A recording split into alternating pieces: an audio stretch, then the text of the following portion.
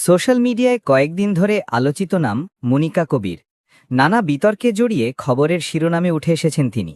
সম্প্রতি গুলশানে এক বৃদ্ধ পথচারীকে মারধরের ঘটনায় এই মডেল তীব্র সমালোচনার মুখে পড়েছেন। ঘটনার পর সাধারণ মানুষের প্রতিক্রিয়ায় তিনি ক্ষোভ প্রকাশ করেন। এদিকে এই ঘটনার পরিপ্রেক্ষিতে তাকে প্রকাশ্যে ক্ষমা চাওয়ার আহ্বান জানিয়ে লিগ্যাল নোটিশ পাঠানোর পাশাপাশি তার বিরুদ্ধে আদালতেও মামলা দায়ের করা হয়েছে। মূলত সেই ঘটনার ভিডিও নিজেই সামাজিক মাধ্যমে প্রকাশ করেন। এরপর তা ছড়িয়ে পড়লে দেশ জুড়ে সমালোচনার ঝড় ওঠে। এর প্রেক্ষিতে ১২ মার্চ ঢাকার অতিরিক্ত চিফ মেট্রোপলিটন ম্যাজিস্ট্রেট আদালতে মনিকা কবিরের বিরুদ্ধে মামলা দায়ের করেন সাজ্জাদ আল ইসলাম।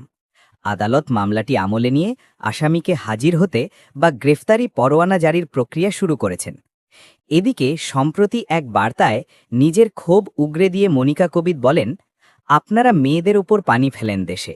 এখানে কোনো ফরেনার মেয়ে আসবে না আমি চলে গেলে। আমি আপনাদের কথা দিচ্ছি, বাংলাদেশ আমাকে কষ্ট দিলে আমিও বাংলাদেশকে কষ্ট দেব। এভাবে চলবে না।